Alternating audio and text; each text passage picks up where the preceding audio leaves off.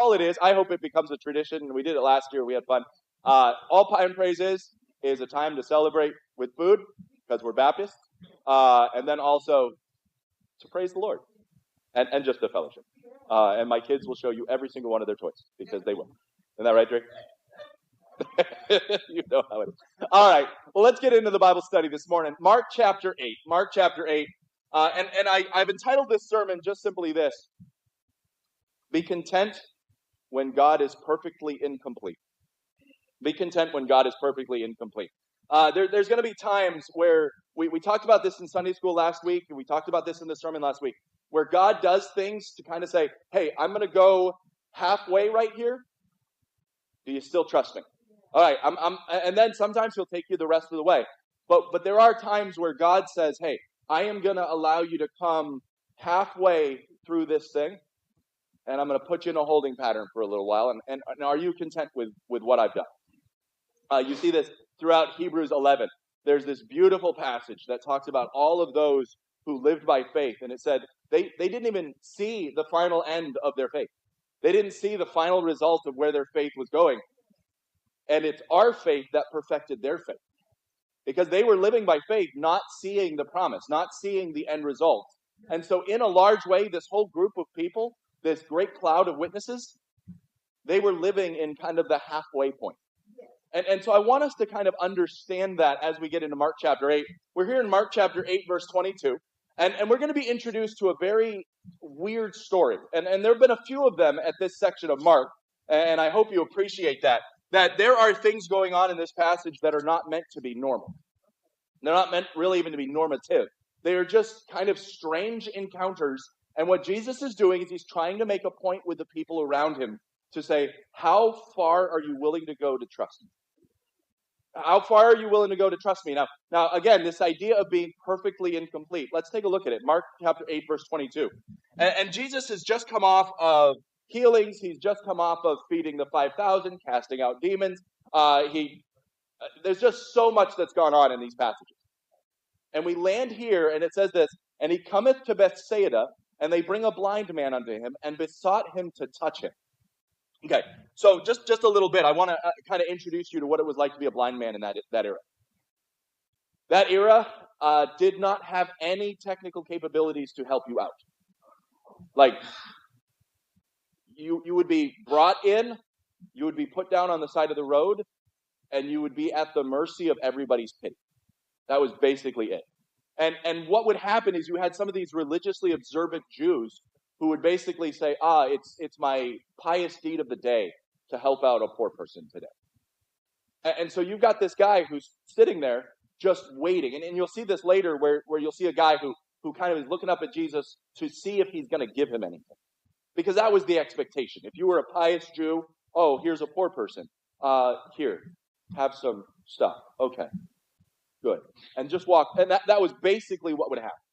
Okay? It would be the equivalent of walking up the street today. You see a homeless person. You don't have any desire to help them at all, but you want to look, righteous and pious. And so you're just kind of like, here you go. That's kind of the attitude. That's what would happen. And so I want you to kind of put let's just make a list of some of the things that would be happening to this guy. First, he would be judged. If you look at the way the apostles, the disciples at this time, the way they look, one of the times they see this guy who's sick, and they say, who sinned, him or his parents? So there's this implicit understanding that, you're in this state, it must have meant you did something wrong. And Jesus actually has to correct that mindset, because he goes, no. It wasn't either of this. This wasn't why this happened. But that God would be glorified, that's why this happened. And again, if you've ever been through a hard situation, if you've ever counseled with someone who's been through a hard situation, that is a question that comes up a lot. Am I being judged? Is this God's judgment on me? Did I sin? Am I living in sin? Is this God punishing me? And that's not the case. That's not this guy's case. That wasn't the guy's case there. But there was this understanding, this idea that, you must be involved in some wicked sin, and that's why God struck you with this. Again, not the case, but it was the mindset of the day. You also, what's interesting is this blind man, he doesn't even have a name. He's not even named. Later on, when we see the other blind man in Mark chapter 10, Bartimaeus, his name literally means son of Timaeus. Bartimaeus. I don't know if that was literally his name. I mean, my last name means son of Warim, so it's not unprecedented. But the idea is when your name is literally, oh, you're that guy's kid. There's this namelessness. And in fact, quite literally in this passage, we don't know who this blind guy is. He's just the blind guy. And so he's being judged implicitly or straight up. You also see that he's nameless, but he's also powerless. And look at this guy, because it says here, when he comes to Bethsaida, they find this blind man. He besought that he would touch him. And he took the blind man by the hand, and he led him out of town. And when he had spat on his eyes, he put his hands upon him and asked if he saw anything. Do you see anything? Or do you see aught? And that's basically what he's doing. This guy, he's just saying, hey, if I can reach out and touch Jesus, like we've seen this miracle before. If I can just reach out and touch Jesus, then maybe I'll be healed. And Jesus comes, and Jesus takes him by the hand. And he doesn't know where Jesus is about to lead him. He doesn't know what Jesus is about to do. And he takes him by the hand, and he just starts walking with him. And this guy doesn't have any choice about whether to go or not. There's a powerlessness here. And so here's a guy who's really just being judged for who he is. He's just there. He just exists. And he's being judged for it. He's nameless. He's powerless. But in that powerlessness, he's looked down on as well. And so you'll see this where in one of these situations, you got a guy who's there and he goes, oh, son of David, have mercy upon me. And they're like, shush, be quiet. And it says he yells out even more, oh, son of David, have mercy on me. You know, and you'll see this attitude with really the poor and the lame and the blind and the sick. Across these stories, Jesus is having compassion on people who cannot do anything for themselves. And in a lot of these cases, these guys who are set on the side of the road, who are begging, they're looked down on. It's kind of, oh, you're the riffraff. Like, can't you go hide in another alley? And that's literally like he's yelling out. Now, we work in a homeless shelter quite often, all right? And there are interesting things that get yelled out in the homeless shelter. There are times where, somebody starts getting a little too into the sermon, or they're a little too disconnected from the sermon, and they're just, and sometimes, the guy has to kind of come around and be like, hey, calm down. But I want you to imagine that you are someone who's supposed to be compassionate and loving, and this guy's yelling out for help. He's yelling out for help, and you have the audacity to walk up and be like, hey, you need to stop yelling for help. You need to be quiet. Like, this is not the time for tears. And that's this idea where he's this guy is just sitting there, and he's just hoping for a miracle. He's just hoping, like, if I could just touch him, I'd be fine. Nobody cares. And I give these illustration points because have you been there? Have you been the nameless face in the crowd? Have you been going through the difficult season where you do feel like you're just being judged? It feels like God has turned his gaze away from you. I have. And there's a hardship that comes with that. But I want us to be able to remind ourselves of who Christ actually is and remind ourselves that none of these statements are true. Now keep going. He's also just an object of ritual mercy. Now that sounds good, and it is, in a way. He's just an object of charity. They don't, the people giving to him don't really care about him. It's, well, we just need to go through this ritual. We just, you know what, I remember, I used to listen to this Catholic priest. And he would go through and he would have his homily on Sunday morning. And so I would just listen in and be like, okay, what are the Catholics saying today? And you just kind of tune in. And I'll be honest, about 9 out of 10 of the homilies were really good. Like really, really solid biblically, really, really good stuff. And I actually learned some stuff biblically from this Catholic priest. I know that sounds bad, but just wait, bear with me. But as I listened, he got to the topic of charity, and he used the illustration that our salvation is not complete without the poor. And I don't know if he worded it exactly like that, but it was the idea of, you can't like fully express your salvation. You can't kind of prove your salvation fully unless you've got the poor with you, because it's part of our responsibility to give to the poor, and so go do that. Okay, if we give to the poor, and we should help. We should, especially the Bible says, like if you have an abundance, and especially if you see your brother in need, you come alongside them and help them. And I do think we do that pretty well as a church, but we're not doing that to earn more salvation. We're not doing that to chalk up more salvation points on the board and to be like, I'm going to earn more of God's favor this way. And I think we get it backwards sometimes, because sometimes we get almost that mindset of, I've got to do this in order for God to like me. I've got to do this in order for God to favor me. Or God already favored you. He already loved you. He already died on the cross for you. How much more could he prove to you? Greater love has no man than this, than a man would lay down his life for his friend. But while we were God's enemies, he died for us. I mean, this is like the greatest of loves. Like if we can't understand that Christ has already thoroughly proven his love for us. And then we take our charity, and then we take our good works, and now we take all of the good things that we would do, and we heap them on Christ to say, thank you. Thank you for being the amazing God that you are. I'm not doing this to earn any more favor. I'm just doing this out of appreciation. But I think we sometimes, and we see this in the world around us, they get it backwards, where it's the idea of I have to kind of earn a little bit more. I have to prove it a little bit more. If that debt was paid finally, that debt was paid. And now we live in thanks.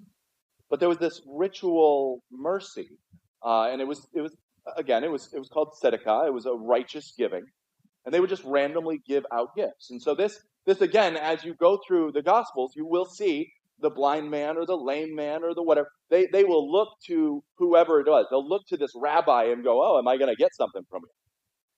Because they're expecting it. Because it's the expectation of, I need this help. You are pious, so therefore you're going to give me the help, right? And it's that expectation. But also, these people, they were excluded. They were cut off. They were excluded. They weren't required to pray toward the temple. So a lot of Jews would pray toward the temple. They weren't required to, because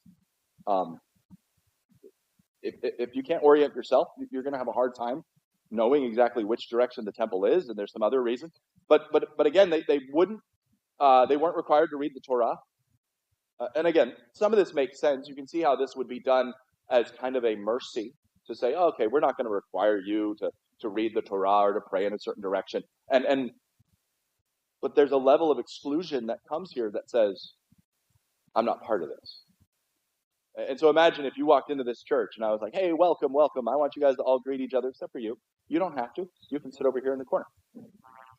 And I might be looking at you going, oh, I can see that you're hurting right now, so I'm just going to sit you over here in the corner. But for you, you're going, is there something wrong with me? Is there a reason you kind of set me off over here what's going on?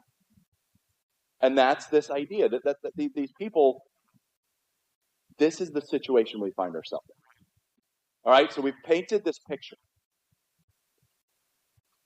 Just imagine the despair that this man feels sitting there on the street corner going, if I could just touch Jesus. If I could just touch Jesus, he would heal me, and this would all be done. And I don't have to put up with this anymore. But I want you to know, because remember the miracles we've seen so far. Now again, we're talking about the perfectly incomplete. We're talking about what Christ does, where he kind of brings us to a point, and we get excited, and we're like, yes, we got progress. And then he leaves us there for a moment to say, you're gonna sit here. I didn't heal you completely. I didn't finish the job yet. And I want you to stew there for a moment. I want you to sit there for a moment, because imagine this guy who goes, maybe he heard the story about the woman who had the issue of blood. Maybe he heard the story about the demoniac of Gadara. Maybe he heard the story of the little girl who died, and Jesus with a word was able to bring her back to life. Like he has definitely heard stories. We don't know which ones he has, but Mark has recorded a list of stories for us that this guy is probably sitting there in anticipation going, I really, really hope. It reminds me, when I was a teenager, I went biking with my brother. And I was excited. I was excited because I got to spend time with my brother. I got excited because we were going mountain biking. I was just excited. And so it was one of those like nearly giddy with excitement moments. And we started biking, and it immediately started to rain, like downpour, like terrible, terrible, like we cannot keep biking on these trails level of rain. So we hot-footed it back down the mountain, and we biked real fast, down the up trail because no one else was there. We just got out of town. And got back in the car, and it was just one of those things where it was like the excitement, the anticipation that this is going to be awesome, and it's all ruined.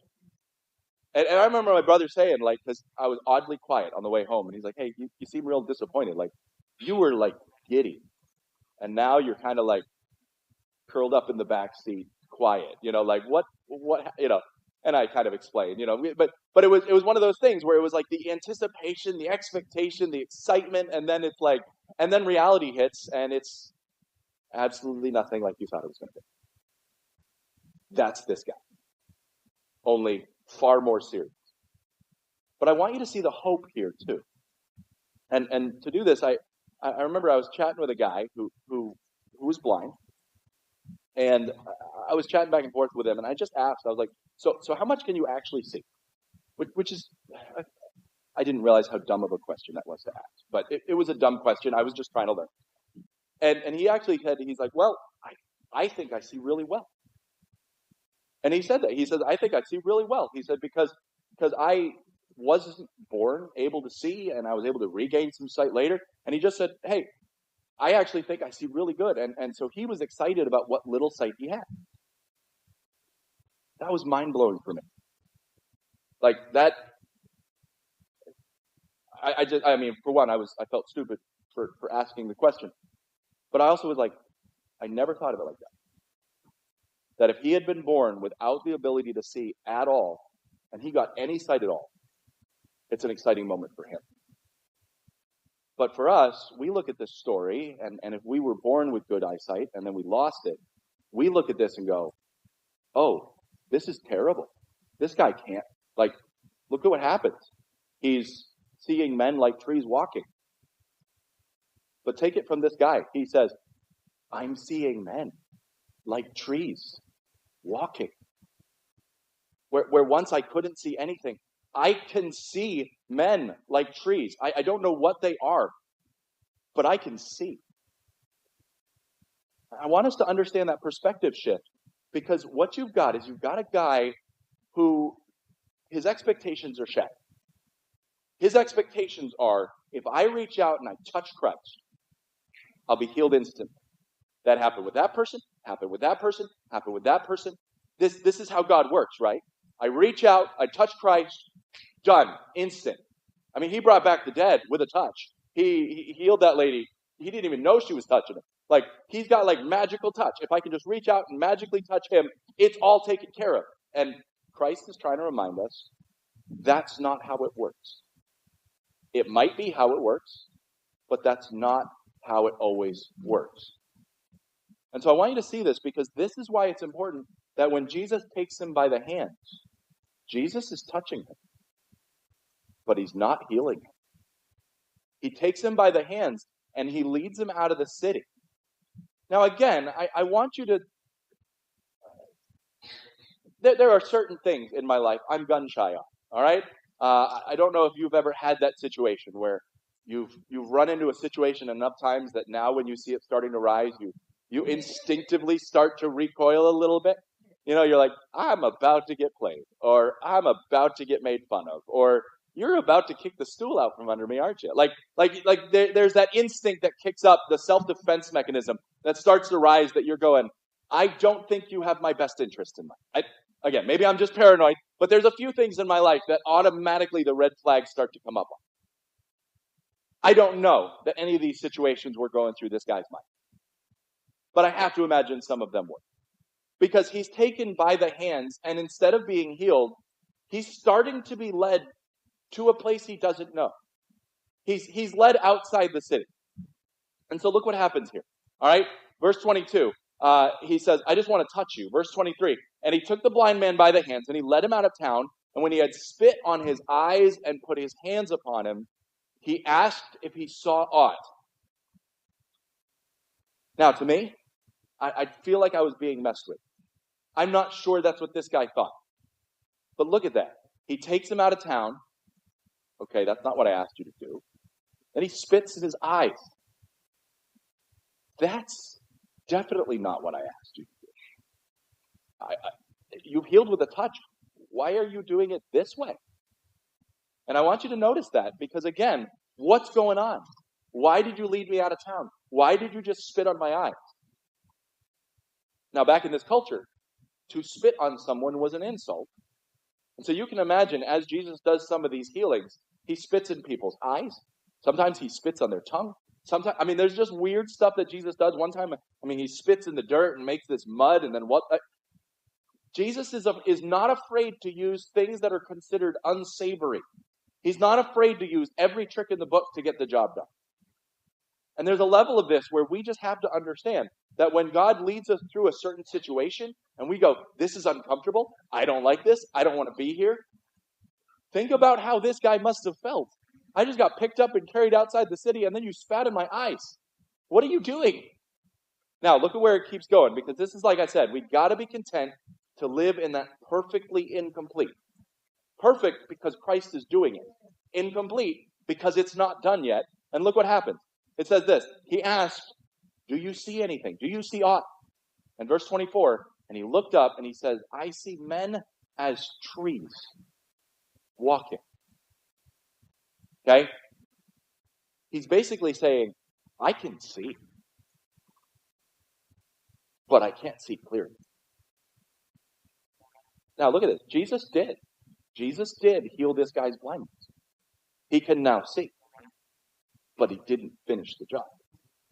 He didn't finish it completely. This guy's still got blurry vision. This guy's still got vision that he's going, I don't quite know what I'm looking at. Like, these guys kind of look like big old tree. Like, what is this? And that's what he's doing. Now, look what happens in verse 25. This guy doesn't show offense. He doesn't get insulted. He doesn't walk away going, thanks, I can see enough now. Goodbye.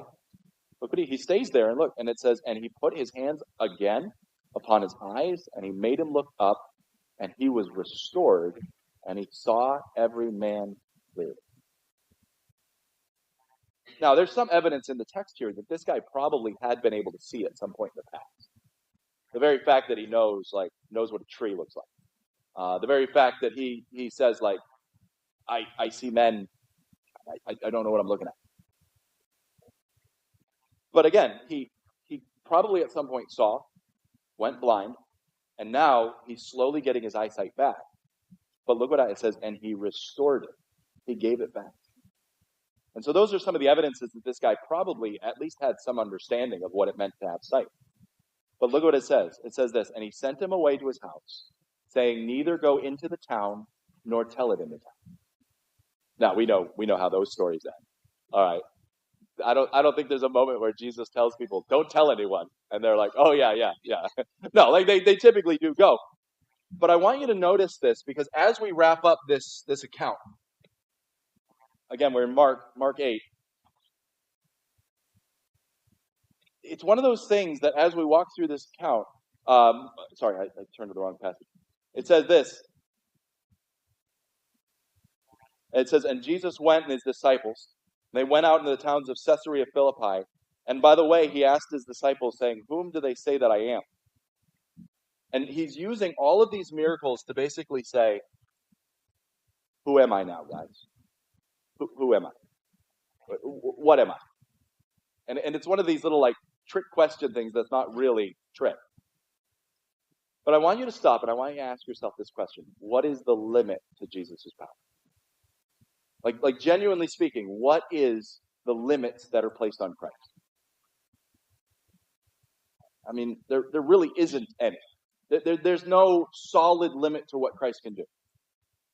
And so I want us to understand that as he does this, could he have healed that blind man right there? Yes. He could have. Like, he could have healed him right there, and it would have been just like every other healing that he did. He could have been like the guy at the pool of Bethsaida who just, hey, get in the water, boom, you're healed. Like, he could have done it that way. He could have just picked him up. He could have, there's some weird accounts of people getting healed in the Bible. But what we have to understand is that Jesus is okay with doing things halfway if he's going to then finish the job. He's going to go halfway sometimes and say, I'm going to give you this amount right here. But there's also times where Jesus, because of their unbelief, is going to limit how far he goes. And it says in certain places, he could not do any miracles there because of their unbelief. Think about this. Last week, we talked about the idea of the Pharisees coming out to meet him at the boat. And the Pharisees came out to meet him at the boat, and they said, what is the sign that you're actually the Messiah? What is the sign that you're actually who you say you are? We talked about this last week. We kind of made a joke about it, but are you serious? Really?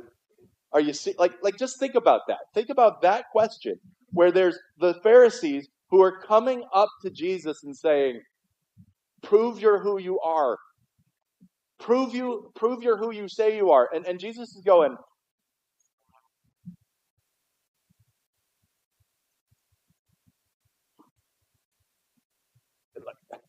have you heard anything? Like, just stop for a moment and think about that. Think about a guy who has raised the dead, who has cast out demons, who's calmed the sea. Like, if we just went with those three, he's got power over the demonic, he's got power over life and death, he's got power over nature. Just those three. Most of our problems are going to fall somewhere within that sphere. Now, there's other things that he does. But you'll notice that throughout this entire account, as we've studied this topic throughout Mark, we've noticed there are times where Jesus chooses not to act. We saw that with John the Baptist, where Jesus could have intercepted and said, I'm going to have the axe head just randomly vanish today. He could have, but he didn't. He could have just brought him back from the dead, but he didn't. I'm pausing on this point because I want us to internalize this. Because if we truly serve an all-powerful God, the question arises to say, what are the limits to this all-powerful God? The only limits are what he chooses to do and chooses not to do. But take it up another step. Has he proven himself trustworthy? And I trust we would have that answer, but that is not the answer everybody would give.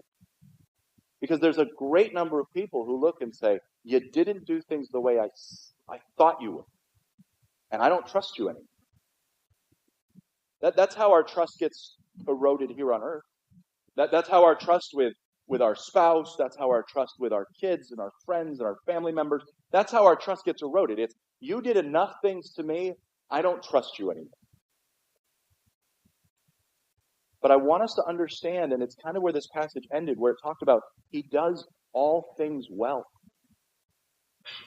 And Christ has proven himself over and over and over and over. But we have to understand there are times where we are stuck in the middle of God doing something. We are in that intermediary period. We're in that silence period. We've gone over this in Psalms. Psalms, there are times where Psalm goes, Lord, wake up.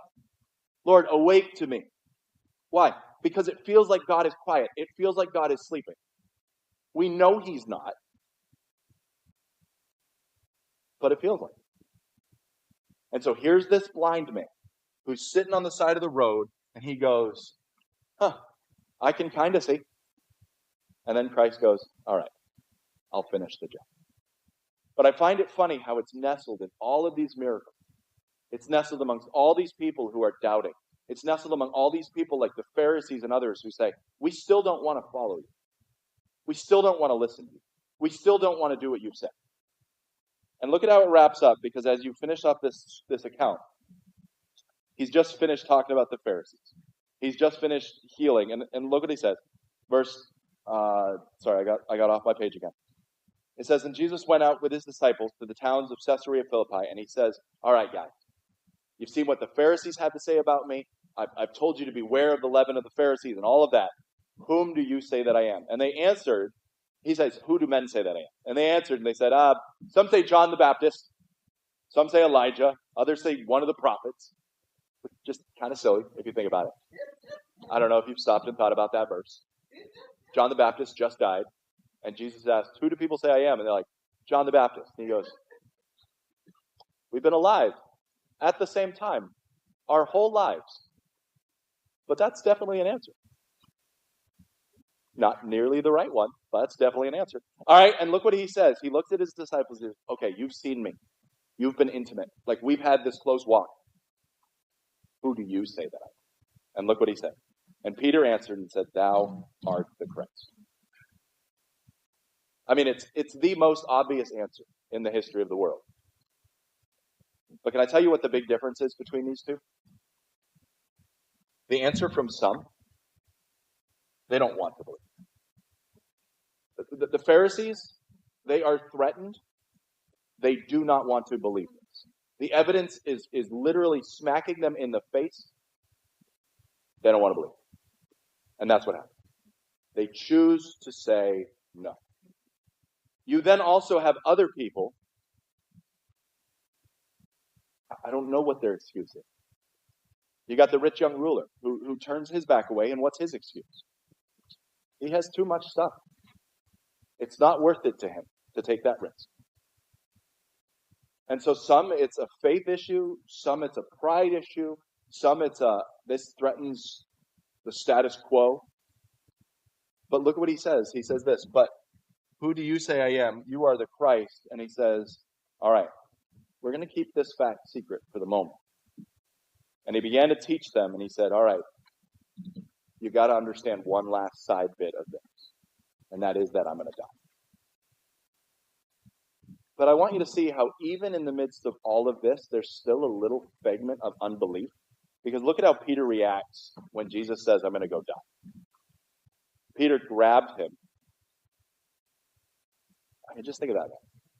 Peter grabs his master. He grabs his rabbi, and he began to rebuke him. Stop talking like that. Stop it.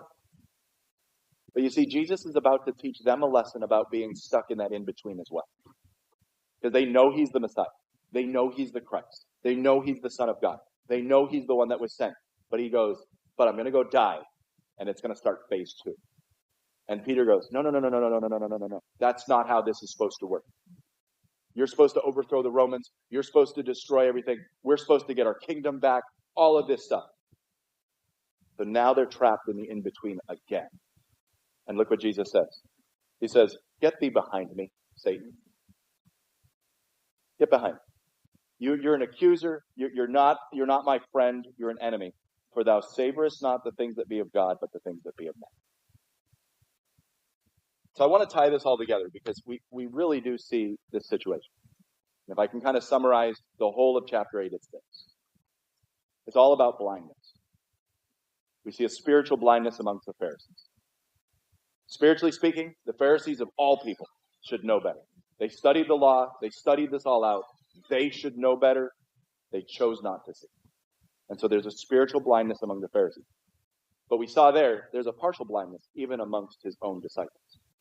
His own disciples who understood enough to be able to say, you are the Christ. Go, but you're not going to do all the stuff that the Christ is going to do because I don't like that other part. And he has to stop them and go, it's all or nothing, guys. You're going to be convinced later, but come on. And so there's even a partial blindness among his own disciples. But if you look at the Gentiles, if you look at the sick, if you look at the hurting, if you look at the needy, guess what? All of them accepted him for who he was. Like, you look at the accolades that Jesus receives. You look at the praise that Jesus receives. You look at the very clear declaration of everything. Who is it coming from? It's coming from the Gentiles. They are recognizing who he is.